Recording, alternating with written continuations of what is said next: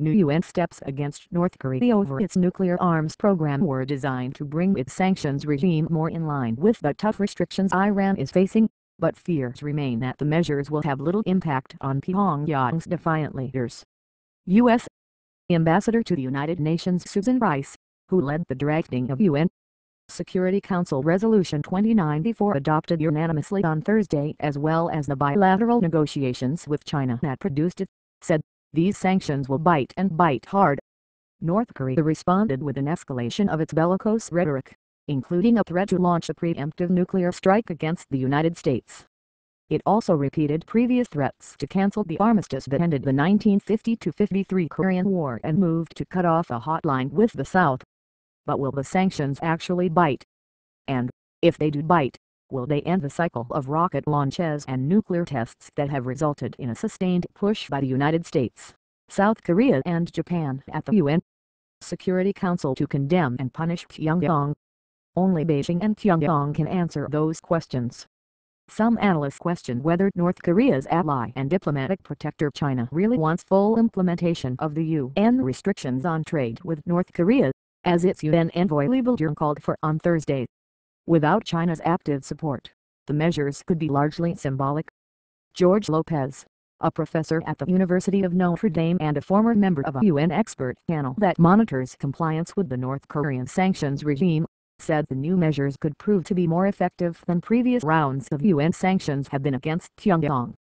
This diversity of sanctions measures and other directives in the new resolution have the potential to take a considerable bite out of DPRK North Korea money movements and to constrain their access to specialized products critical to missile and centrifuge operations, he said. Similar to steps the UN Security Council approved in June 2010 against Iran over its nuclear program, the Council's latest resolution prohibits countries from engaging in any financial transactions with Pyongyang that could in any way be linked to its nuclear and missile programs. It also makes interdictions of suspicious North Korean cargo coming in and out of the country in violation of UN sanctions mandatory. Such raids on North Korean vessels were voluntary prior to Thursday's action by the Council. Combined with unilateral US and European Union sanctions, similar measures in the case of Iran, a much bigger and more open economy than North Korea's with vast oil and gas reserves, have contributed to a severe deterioration of Iranian economic health. Iran's currency has plummeted and inflation skyrocketed. Some diplomats and analysts say North Korea's effectively closed economy dulls the impact of sanctions. New sanctions overhyped.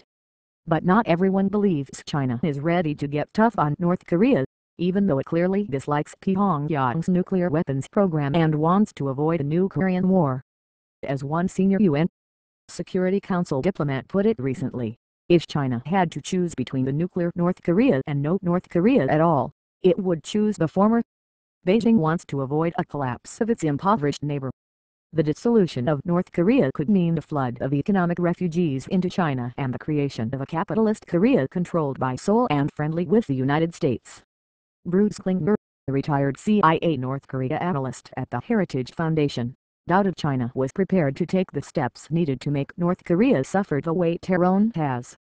Despite excitement by China watchers that internal debate amongst pundits and media organizations indicate the new Chinese leadership will adopt the new, more stringent policy toward its pesky ally, Beijing again shows itself to be an obstruction at the UN Security Council, he said. The new UN resolution is an incremental improvement, but it doesn't live up to Ambassador Rice's hype that it's exceptional and will significantly impede North Korea's nuclear and missile programs, he said. Pyongyang was hit with UN sanctions for its 2006 and 2009 nuclear tests, measures that were subsequently tightened and expanded after several rocket launches. In addition to the luxury goods ban, there is an arms embargo on North Korea, and it is forbidden from trading in nuclear and missile technology. China has supported all UN sanctions against North Korea but only after working to dilute the proposed measures. UN diplomats say that Chinese companies have often played a key role in helping North Korean entities bypass the sanctions.